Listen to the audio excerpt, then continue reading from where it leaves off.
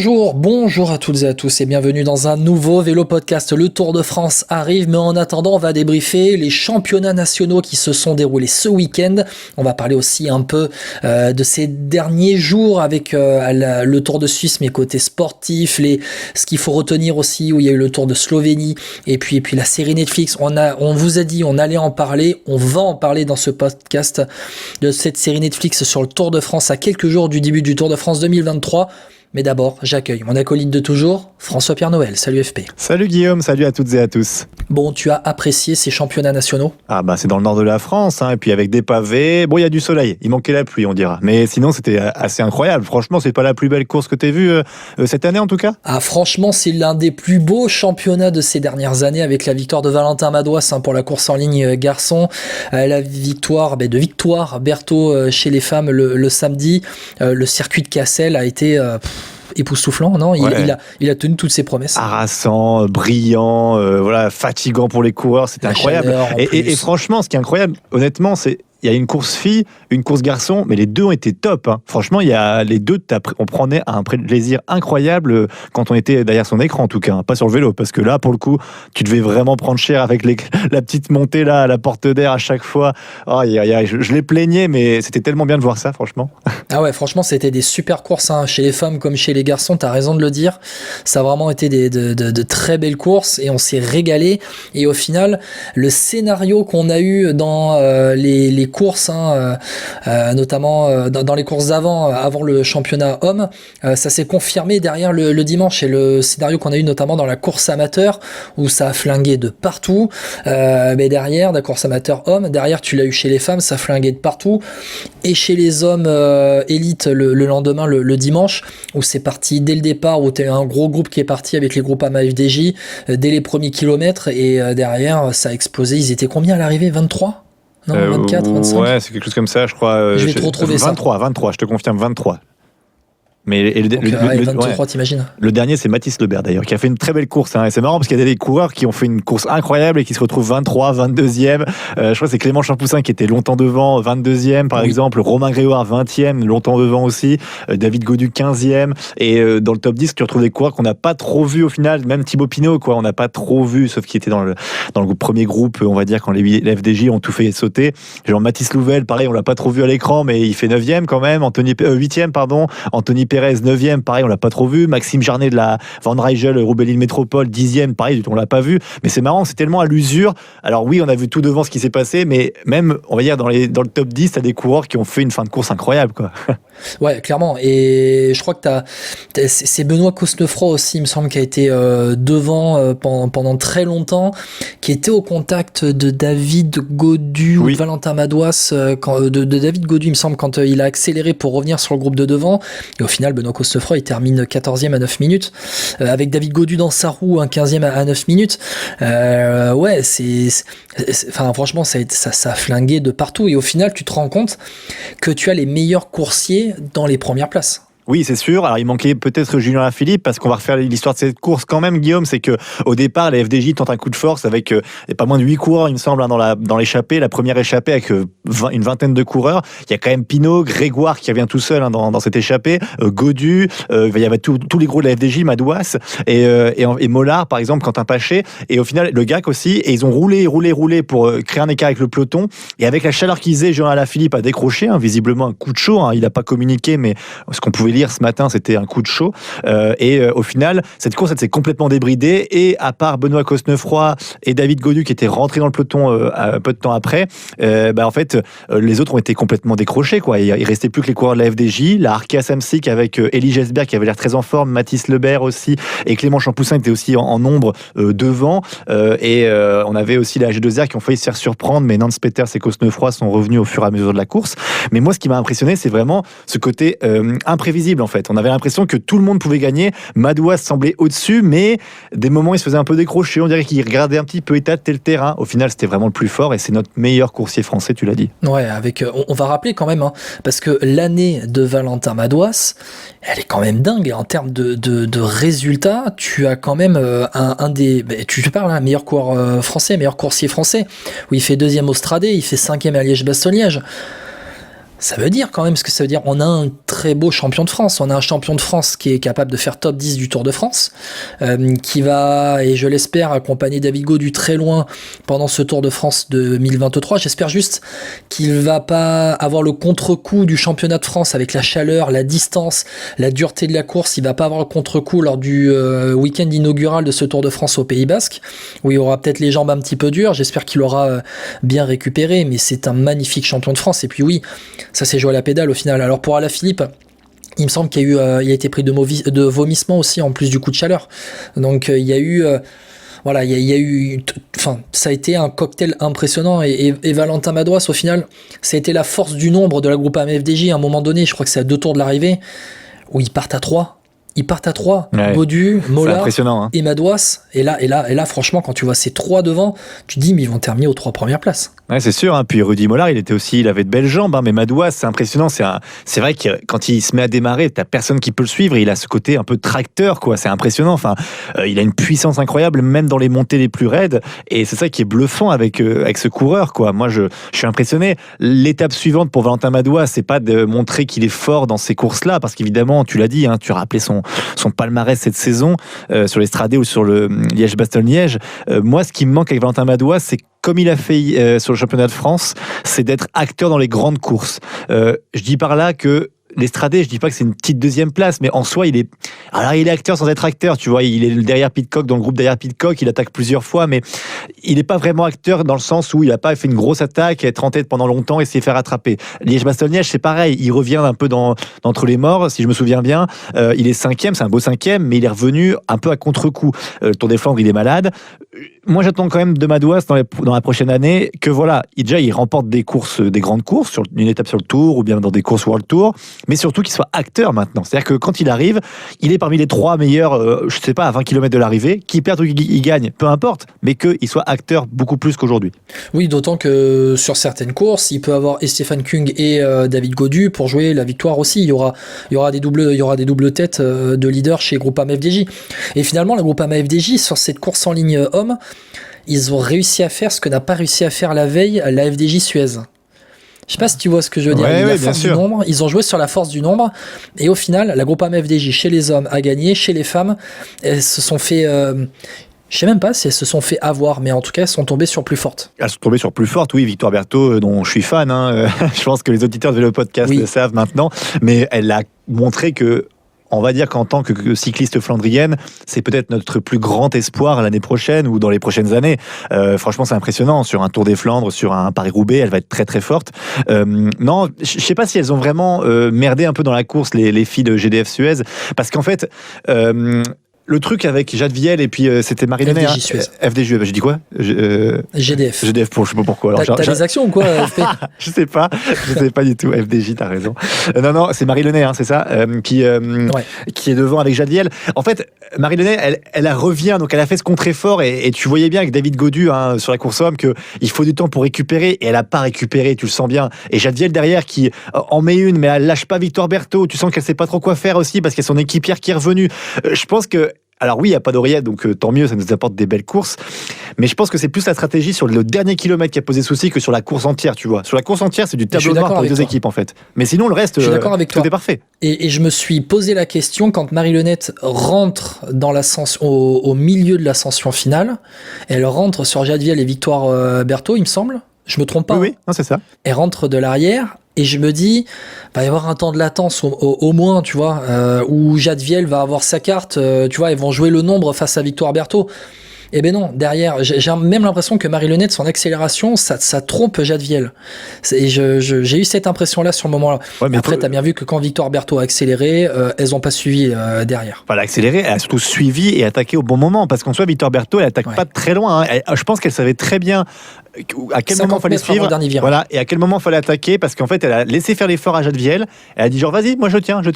Et psychologiquement pour Jade Viel, ça devait être terrible, parce qu'elle se dit purée, ce dernier kilomètre il est terrible. j'en peux plus, je lance l'attaque depuis 800 mètres, enfin depuis 500 mètres, pardon, j'en peux plus du tout, j'en peux plus.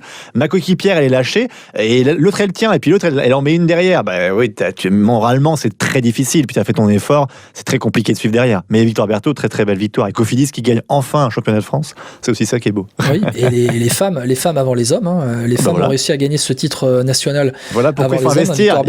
Il faut investir dans cette équipe. Cédric Vasseur, mais il va le faire, il a dit. Oui, exactement. Mais l'année de Victoire Berthaud, elle est quand même pas trop mal, hein, parce qu'elle va faire 11e de la Ride London classique. Avant, elle fait 9e du Tour de Bretagne. 5e du Grand Prix bien, pas trop mal, c'est gentil. Bien. Comment mention bien, pas trop mal. On dirait assez bien. Non, c'est bien quand même. Non, parce qu'il y a cette victoire au championnat de France, mais avant, il n'y a pas réellement de gros résultats qui marquent, tu vois. Oui, mais elle progresse, 22 ans. Retrait. Bien évidemment, spécialiste de la piste, hein, Victoire Berthaud. C'est l'avenir aussi, hein, c'est le présent et l'avenir du cyclisme français chez les femmes, hein, 5e du Grand Prix du Morbihan, 8e aussi de la Flèche Bois-Branson. Non, franchement, bon, voilà, c'est pas un champion de France surprise. Alors peut-être on peut se dire que Victoire Berthaud est championne de France surprise parce qu'elle n'est pas membre de la FDJ Suez, elle n'est pas membre de la grosse équipe française, mais au final ce sont quand même de très beaux coursiers, de très belles coursières qui ont été titrées. Et c'est pas une surprise dans le sens où le parcours est tellement exigeant, les courses étaient tellement exigeantes qu'il n'y a pas de coup tactique, oui et non, mais c'est vraiment les plus forts qui gagnent. Ah, elles ont bien piégé Juliette Labousse qui était piégée, et puis Églantine Rayet qui a fait un gros travail aussi pour sa leader dans cette course. On a fait un peu le tour des hommes et des femmes, hein, en tout cas côté France. À l'étranger, il y a quand même pas mal alors pas de grosses surprises, Guillaume. Hein, je pense à Evenepoel qui gagne en Belgique face aux jeunes Alec Segart. Alors je sais pas comment on prononce. Moi je le suis de très près. Alec Segart de la Lotto Destiny.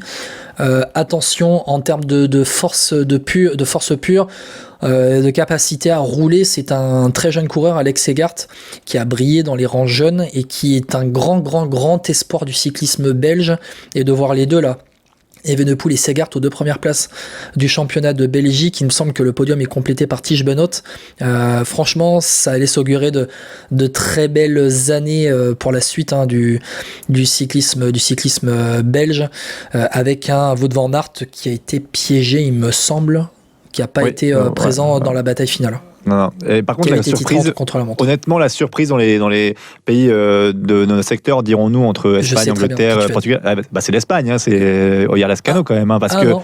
Pour moi, c'était pas lui la surprise. Ah bon? En parlant de l'Espagne, tu me diras ta surprise après, mais Oyer Lascano, bien sûr, il a fait des grosses performances cette année, mais battre Ayuso à Ranburu sur circuit, moi, je suis quand même surpris. Hein. C'est un super coursier, Lascano. C'est un super coursier qui avait brillé sur les Flandriennes au printemps, qui s'était montré à l'avant. À travers la Flandre, pardon. Il fait 2e à travers la Flandre. Il a été offensif cette saison. Il remporte les boucles de la Mayenne quand même. Et course des boucles de la Mayenne pour l'emporter, ça a été une. Ouais, mais va le dire à Jackie Durance, hein, pour les boucles de la Mayenne et à Marc Madiot. Je te laisse aller lui dire.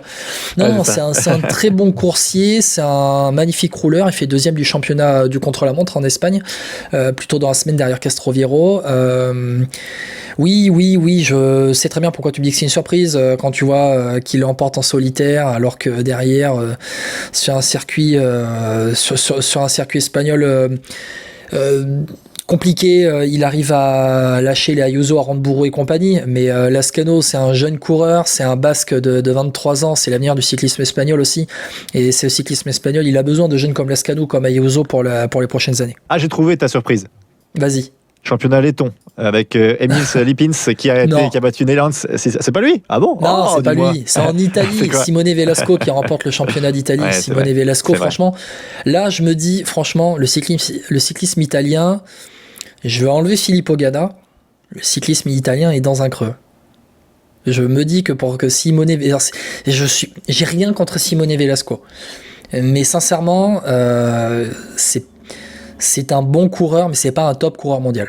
Oui, mais ça arrive les surprises. Hein. Rappelle-toi, on a eu, comment il s'appelait, c'est Dimitri Champion, je crois, une année en France. Exactement. Non, mais, et encore tout le respect que j'ai pour Dimitri Champion, parce qu'il me semble qu'à l'époque, il est amateur, hein, quand il bat les pros. Non, c'est pas ça. Il est chez Breitenschüler, il me semble. Ouais, Breitenschüler, chez Breitenschüler. Exactement. Et je me rappelle à l'époque, c'était, il avait eu son contrat chez H2R derrière, il me semble en plus. Mais ça arrive les surprises. Ça me choque. Ouais, je comprends ce que tu veux dire. Alors. Mais parce qu'au milieu de cette liste, au milieu de cette liste de grands champions nationaux, parce que dans les champions nationaux, on va le faire, Madouas, Evenepoel, Van Baarle, Boorman, Lascano, Fred Wright, Skelmose, Hirschi, Pogacar, Ben Illy qui a été champion, Lutsenko, Lipins, Attila Valter. C'est des noms qui comptent dans le peloton mondial. Là, Simone Velasco, quand il prend le départ d'une course, je suis désolé, tu ne le mets pas au rang de leader. Il fait 26e du Giro cette année, il fait 6e et 8e de 2 étapes du Giro, il va faire 19e de Liège, je suis sur sa fiche, 17e de l'Amstel, il remporte une étape autour des communautés de Valence en début d'année, mais il y a le droit d'avoir des surprises, Guillaume, aussi. Tu peux pas, tu vois, moi je trouve que c'est beau aussi de voir des coureurs plus équipiers qui remportent un championnat national, tu vois. Imaginons Julien Bernard qui remportait le championnat de France, t'aurais dit quoi? On n'est pas encore de la vague. C'était la victoire d'un très bel équipier. C'était la victoire d'un très bel équipier, mais au final, Julien Bernard, il n'a pas gagné. C'est Valentin Madouas d'accord, mais en quoi ça change? Parce que moi, je trouve que Velasco qui gagne, c'est juste qu'il a été le plus fort ce jour-là. Et ça arrive qu'un coureur, alors moins fort que les leaders, effectivement, remporte une course. Là, c'est Velasco. Et puis en plus, voilà, Velasco, c'est un bon coéquipier, certes. Mais le cyclisme italien qui sont dans un creux générationnel, oui, ça arrive derrière en plus. Je suis pas trop inquiet pour eux, honnêtement. Mais oui, certainement qu'il y a un petit creux dans certains domaines. Je dis pas que c'est scandaleux que Simone Velasco ait remporté le championnat d'Italie.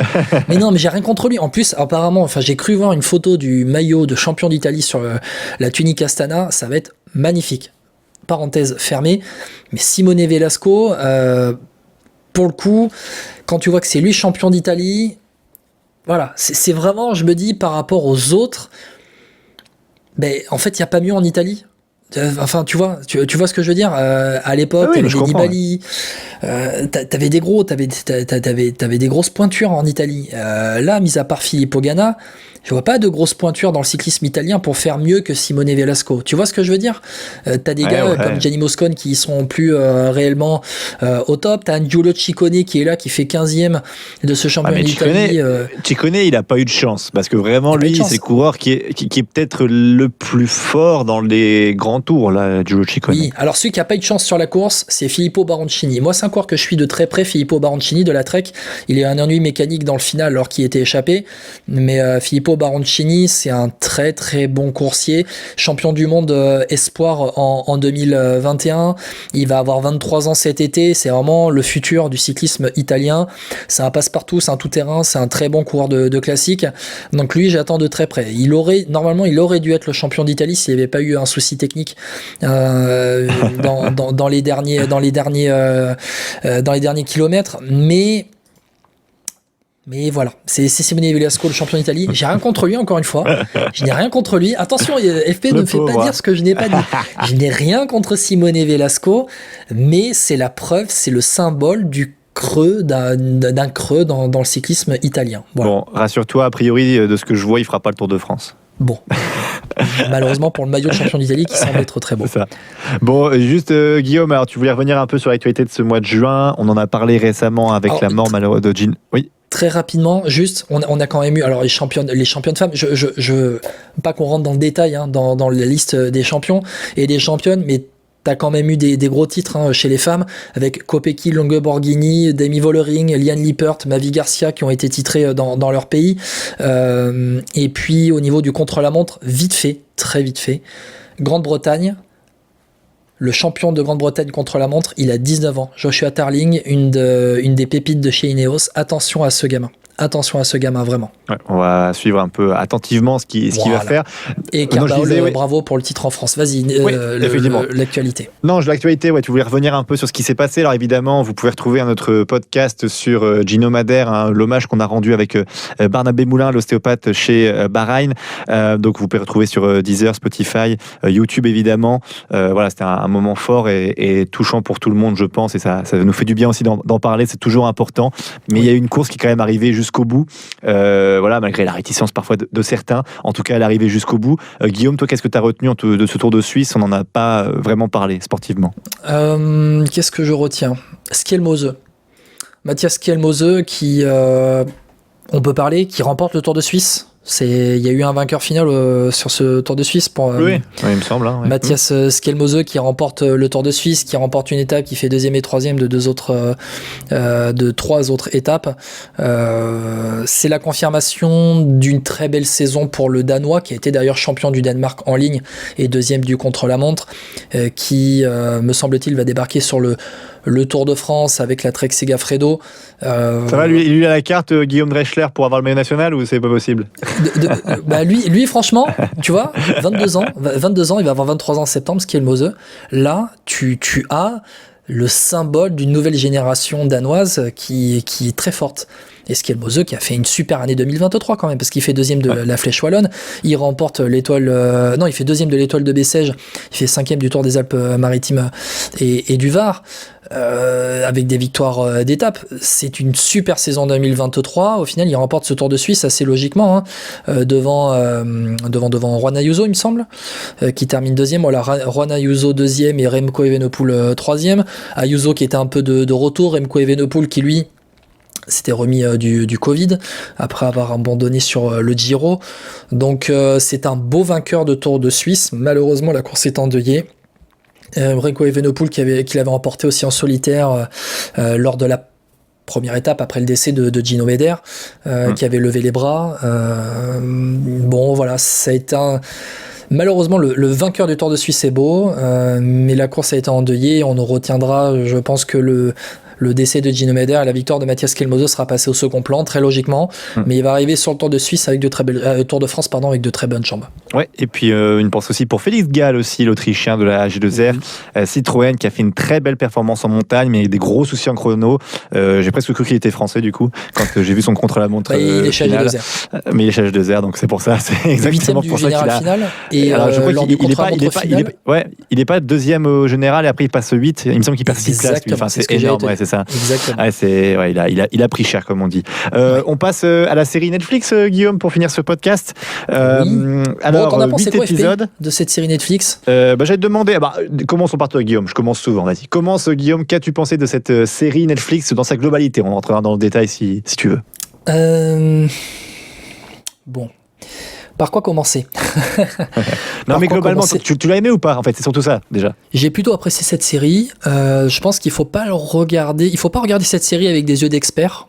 Il faut vraiment regarder cette série comme un divertissement, un peu comme tu regardes Drive to Survive, la série sur la Formule 1. Quand tu regardes un peu la série Drive to Survive sur la Formule 1 et que tu regardes la Formule 1 sur Canal+ toute l'année, tu vois qu'il y a des incohérences, tu vois qu'il y a une scénarisation poussée à son maximum. Là, c'est pareil sur cette série Netflix, c'est une grosse scénarisation, mais au final, c'est plutôt bien produit et je pense que ça va ramener un nouveau public sur le Tour de France, sur les courses, dans le peloton mondial, sur les courses par étapes, mais pas que courses par étapes, sur les classiques. C'est centré sur le Tour de France parce que c'est la marque Tour de France. Mais j'espère que ça va être bénéfique pour le cyclisme parce que le cyclisme a besoin de nouveaux sponsors aussi pour se renouveler en permanence, parce que c'est basé sur le mécénat et le sponsoring, le cyclisme, il n'y a pas réellement de revenus derrière, et j'espère que ça va rapporter d'autres marques. Pour toi, FP, t'en as pensé du bien, du mal? Alors, du bien, du mal. En tout cas, comme tu as dit, moi, j'ai plutôt apprécié aussi. Ce que j'aime bien, moi, en fait, je vais un peu spoiler d'ailleurs au passage, mais c'est pas un gros spoil, je vous rassure. Si vous voulez regarder la série, ça vous changera rien. C'est le patron de la Jumbo-Visma qui termine, je crois, la série en disant j'espère que les gens qui regarderont la série auront compris que le cyclisme n'est pas un sport individuel, mais un travail d'équipe.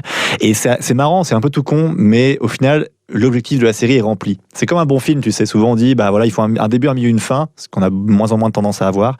Et cette série, je trouve qu'elle remplit bien ce rôle-là. C'est-à-dire qu'en fait, elle explique bien ce qu'est le Tour de France, avec un Steve Chenel, donc consultant Eurosport, qu'on décrit beaucoup. Alors, ça va pas être évident quand même de faire des phrases pour les gens qui ne connaissent pas le vélo du tout. Je sais pas si les gens se rendent bien compte, nous on le voit avec notre métier de journaliste, mais dire des choses un peu banales comme ça, mais dans l'histoire, ça fait des liens avec ce qu'on va regarder juste après, et c'est pas évident du tout. D'après ce que j'ai lu, en plus, il a dû faire beaucoup de reprises. Oui, le premier épisode notamment, la voix est pas très bonne. J'ai l'impression de Steve Chenel, on sent qu'il est bridé. Tu sens qu'on lui a dit, il faut dire comme ça. Et puis lui, il fait OK. Et puis il répète un peu avec quelques mots à lui. À la fin, ça se libère. Mais moi, je trouve que le contrat est rempli. C'est-à-dire que je pense que la personne qui ne connaît pas le vélo, elle regarde la série, qu'elle apprécie ou pas à la fin, elle a compris, je pense, que le vélo, c'est un sport d'équipe, que c'est beaucoup plus compliqué que ce qu'on croit. Et au final, même s'il y a 2-3 personnages principaux, évidemment, liés au maillot jaune, liés aussi au sprint, par exemple, ou liés à la course à la 3e place, oui, il fallait des angles comme ça, on appelle ça dans notre métier. Il fallait des portes d'entrée parce qu'il y a beaucoup plus de coureurs, mais je trouve que c'est agréable à suivre. Les enjeux, on les comprend. Oui, c'est dramatisé à mort, mais maintenant, c'est malheureusement les séries de sport, c'est comme ça, sinon t'attires personne. Donc, le contrat est rempli. Moi, j'ai plutôt apprécié. Je suis d'accord avec toi que quand tu suis le vélo tout le temps, il y a des ficelles qui sont vraiment tirées à l'extrême. Et c'est marrant parce que tu vois, comme quoi une série peut te faire changer d'avis sur des coureurs. Moi, c'était le cas sur Vingegaard, par exemple, que je connaissais pas du tout en tant qu'homme. Enfin, je veux dire, voilà, même tu suis juste ses courses.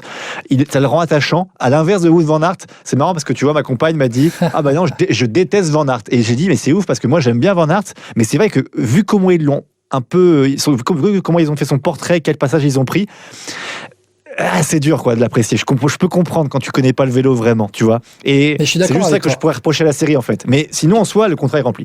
Voilà. Je suis d'accord avec toi. Même si Wout van Aert, pour avoir des retours du peloton, c'est quand même un mec charmant. Mais oui, il y a des traits de caractère qui ressortent. Moi, Wout van Aert, je pense notamment à sa demande auprès de l'équipe quand il dit mais est-ce que je peux jouer ma carte aujourd'hui ? Tu vois, je sais pas si tu te rappelles de cet épisode-là où il dit que c'est bien de vouloir, protéger le maillot jaune, mais qu'il peut aussi avoir sa carte à un moment donné. Que bon après, voilà, sur l'étape des pavés par exemple, il décroche et il va protéger Vingegaard. Sur le côté équipe. Je suis entièrement d'accord avec toi. Cette série, et je pense que aussi pour les spécialistes du vélo, cette série pourra remettre un peu l'église au centre du village en montrant que le vélo est un sport d'équipe, qu'il y a de vraies tactiques mises en place, qu'il y a vraiment ça et que c'est pas seulement un gars sur un vélo qui fait des stages d'entraînement de 3 semaines en altitude. C'est qu'au bout d'un moment, il y a une tactique, il y a une équipe derrière, il y a des discours dans le bus qui sont tenus, qu'il y a une vraie tactique de course, que ce qui se dit dans les oreillettes, c'est pas plus sorcier que ça. Voilà, que par rapport à Steve Chenel, en fait Steve Chenel il remplit son rôle, on lui demande pas autre chose. C'est comme dans Drive to Survive où dans Drive to Survive le journaliste, alors je crois que s'il s'appelle Will Buxton, un truc comme ça, qui est décrié parce qu'il dit des banalités, sans nom. La Formule 1, au bout d'un moment, la Formule 1, le premier, il gagne la course, il monte sur le podium, il remporte tant de points. Mais Netflix, en fait, il s'adresse à un public large, très large, à des non-connaisseurs du vélo. Mais là, pour le vélo, c'est pareil. Rappeler que le maillot jaune, c'est celui qui est à l'arrivée et celui qui a bouclé la course en moins de temps, c'est banal, mais tout le monde ne le sait pas. Pourquoi il y a un maillot jaune, par exemple.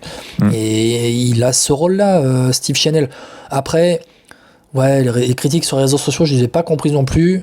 Je me suis pas dit, moi, en regardant cette série, putain, Steve Chenel, il m'embête, il m'emmerde au bout d'un moment à dire ce qu'il dit. Non, il est dans son rôle, tout simplement. Et puis, au final, bon, il y a pas autant de banalité que dans la série de la Formule 1. Pour ceux qui ont regardé Drive to Survive, j'ai trouvé Steve Chenel mieux que Will Buxton dans la série de la Formule 1.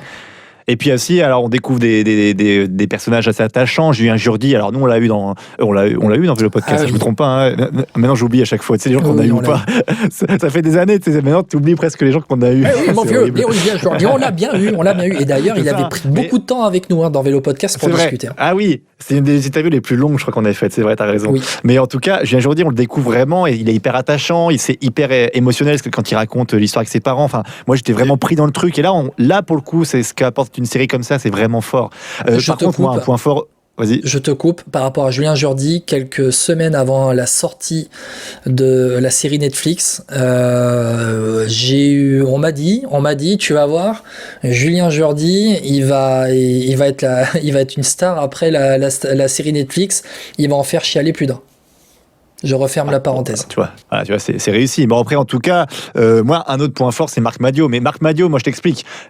Netflix, ça va être simple maintenant. C'est que leur voix off, là, il faut mettre une voix off Marc Madiot maintenant. Moi, je pense que c'est ça. Il faut faire un truc avec Marc Madiot parce que ce gars, c'est incroyable les punchlines qu'il sort. Et je pense vraiment qu'ils n'ont pas dû faire beaucoup de prises. Hein. C'est ça qui est fou parce que tu sens que c'est presque de l'instantané. Hein. Et c'est brillant. En même temps, Marc Madiot, il est rodé à l'exercice. Il est rompu à l'exercice. Ah, mais moi, Marc Madiot en Pierre Bellemare, maintenant, moi, je veux ça. Hein. C'est genre maintenant, je veux la saison 2 avec Marc Madiot qui me fait des voix off pour me parler du vélo là. Puis vraiment, alors là, moi, je suis conquis. Hein. Là, c'est bon. Non, là, c'est vrai, c'est incroyable ce qu'il fait, hein, ce Marc Madiot. Bah, c'est Marc Madiot. C'est Marc Madiot. C'est un personnage attachant. C'est un personnage qu'on aime à la fois détester et à qui on s'attache. Il laisse pas indifférent ce mec-là, mais il sait faire. Tu sais très bien que quand t'as une série Netflix avec la Groupama FDJ, t'as Marc Madiot qui va être derrière et qui va te sortir les punchlines qu'il faut. Allez, t'es grand, mon grand, t'es grand aujourd'hui. C'est Marc Madiot, quoi. Ah, puis quand il parle des coureurs, quand il parle de la course, quand il parle du vélo, enfin, on s'assied, on écoute. Moi, j'ai envie de monter sur le vélo et de faire 300 bornes. Hein.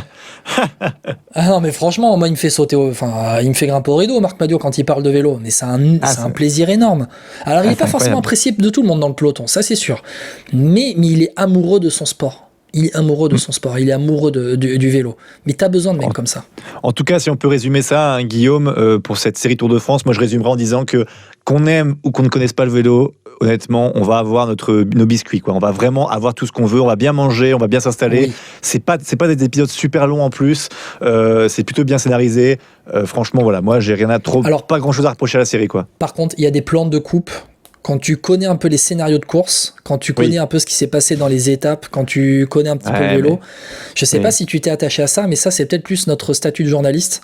Moi il y a des plans de coupe, c'est-à-dire qu'à un moment donné les gars ils parlent, il y a des scénarios de course où ils montrent des images de la course et ils vont couper avec d'autres images à un moment donné pour rythmer un peu aussi nous au niveau de la vue pour qu'on s'ennuie pas. Il y a des plans de coupe qui sont anachroniques complètement. Complètement anachronique. C'est où ils reviennent 30 km avant, ils partent 30 km après. Tu as raison. Il y a un moment donné, il y a une préparation du sprint final, ils te montrent des images de l'étape 50 km avant. Oui, c'est vrai. J'ai pas tout compris. C'est là que tu vois que c'est vraiment une série Netflix, comme quand la série sur la Formule 1 est sortie, où les gars se disaient c'est vraiment pas pour les spécialistes, ça va apporter un autre public. Voilà, quand tu regardes Netflix et Canal+, tu te rends compte que tu apprends beaucoup plus de choses en regardant Julien Febvre avec Canal+. C'est beaucoup plus précis et que Netflix, c'est vraiment pour ceux qui ne s'y connaissent pas. Moi, il y a juste un truc qui m'a un peu choqué dans cette série Netflix. La gestion de la blessure de Ben O'Connor sur le tour. Je veux pas spoiler ceux qui n'ont pas regardé.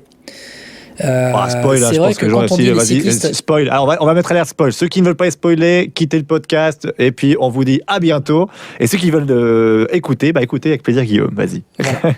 Quand Ben O'Connor chute, pas loin de l'abandon, on lui dit tu te relèves, allez c'est bon, voilà les cyclistes ils se relèvent, ils se remettent sur vélo, puis on verra dans 2-3 jours. Ben O'Connor il dit non moi je sens pas, je dois aller faire une radio, je dois abandonner. Et au final, en fait, Ben O'Connor, il arrête à la première journée de repos, c'est ça, il me semble ?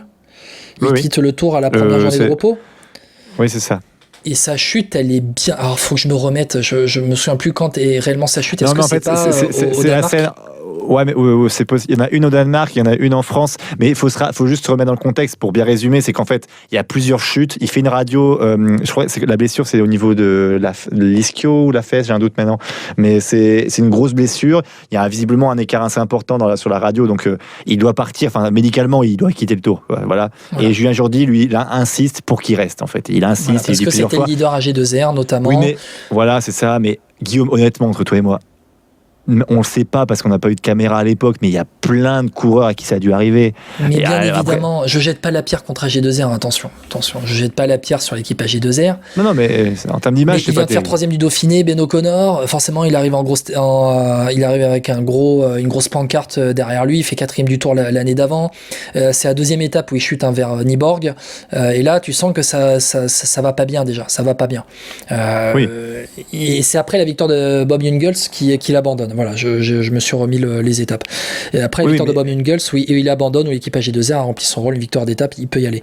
Mais mais médicalement, il doit pas continuer. Médicalement, il doit pas continuer. Ben O'Connor, c'est pas possible de le faire continuer parce que tu peux mettre en danger sa capacité de récupération. Alors après, ça va, il va se relever, il va faire 8e du Tour d'Espagne en 2022. Oui, c'est ça. Mais je suis d'accord avec toi dans le sens où pour le public lambda, ça choque parce qu'on dit ouais mais putain le médecin il dit il faut arrêter, arrête-le quoi, c'est bon, et puis là il souffre, laisse-le. Mais en même temps nous qui suivons le vélo toute l'année, on sait qu'il y a ce côté par-delà la douleur en fait, et qu'il faut on se prépare toujours pour le Tour de France, toute l'année est prévue notamment pour un coureur comme Ben O'Connor qui vise le classement général, tout est fait pour cette course là. Je peux comprendre que quand tu es directeur sportif tu lui dis écoute, ça fait tu vois 1 an, 8 mois, 9 mois qu'on travaille ce Tour de France-ci, réfléchis bien avant d'abandonner. Et ça, tu vois, les enjeux sont importants. Tu te dis qu'il y a eu des sacrifices pendant 9 mois de la part de l'équipe, en tout cas de ce coureur-là. Peut-être qu'il a mal, mais tu peux lui dire aussi, demain, tu verras si ça ira mieux. Je dis pas qu'il y a un exemple où le gars a fini vainqueur du Tour avec cette blessure, mais peut-être qu'il aurait pu finir, je sais pas, top 10 et puis gagner une étape, on sait pas. Il y a bien Tyler Hamilton qui a remporté une étape à Bayonne avec la clavicule. C'est pas la meilleure époque non plus. Ah non, excuse-moi, j'ai oublié, excuse-moi. C'est pas la meilleure époque. Je pense qu'à l'époque, il y avait des aides pas terribles, mais bon, bref. Tout ça pour dire que à cette époque-là, en tout cas, c'est différent, mais sur ça, je suis d'accord. C'est que la personne qui est un peu lambda et qui connaissait pas le vélo, elle voit ça, elle est choquée. Moi, ça m'a pas choqué, quoi, personnellement. Ouais. Après, il y a 2 autres images, moi, qui m'ont marqué. Il y a Mathieu Van Der Poel, des images de son entraînement à Mathieu Van Der Poel, où en plein col, à un moment donné, il se donne tellement qu'il est obligé d'arrêter et limite de vomir au bord de la route. Donc il y a ça, où tu vois vraiment les mecs à quel point ils se mettent cher dans les entraînements. Alors il y a Jasper Philipsen qui lève les bras à Calais, et puis tu vois son équipe derrière tu vois vraiment que c'est scénarisé parce que tu fais passer Jasper Disaster Philipsen. Tu vois, tu fais passer Philipsen un peu comme pour un bêta. Il y a ça, et puis oui, t'as des nouvelles de l'équipe Borans-Gros ? Elle était dans la série normalement. Ouais, c'est vrai que la Borans-Gros, on les a pas vus, hein. Non, on les a pas vus. Eh ben, en fait, moi, je me suis dit ça. Tu vois, le E que tu t'es fait, je me suis fait la même chose quand ils apparaissent 10 secondes dans la dernière étape vers Paris, le dernier épisode. Mais je me suis dit, mais là, Borans-Gros, ils étaient annoncés dans la série.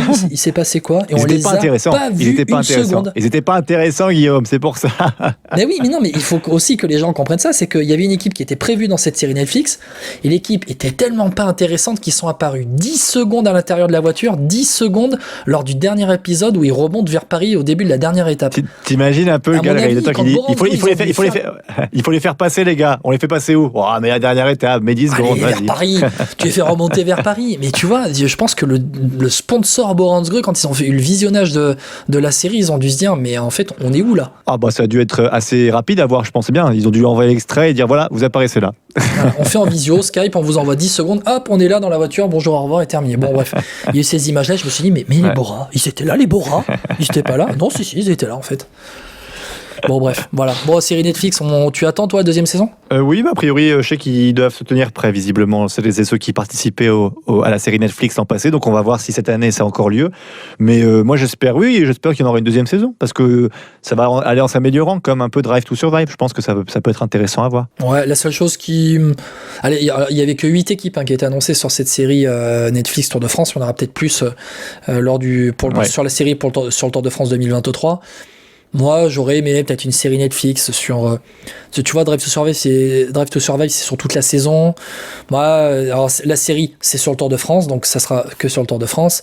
Mais je me dis peut-être que, tu vois, sur la campagne des classiques flandriennes, sur les Flanders classiques, jusqu'au Tour des Flandres, il y a moyen de faire une série aussi sur ça. Alors, j'aurais aimé avoir un suivi sur toute la saison. Je trouve ça dommage. Il y aura peut-être des spin-offs, on verra plus tard. C'est vraiment des spin-offs dans les films. Bon, bref, voilà. Allez. Bon, on se revoit bientôt pour les compositions d'équipe du Tour de France. On commence à les avoir.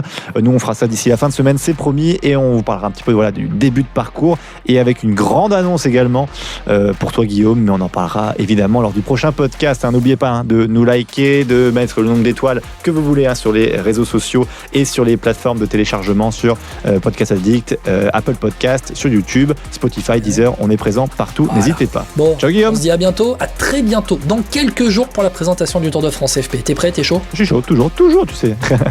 Allez, ciao. Mets la crème solaire, on se prépare. Ciao.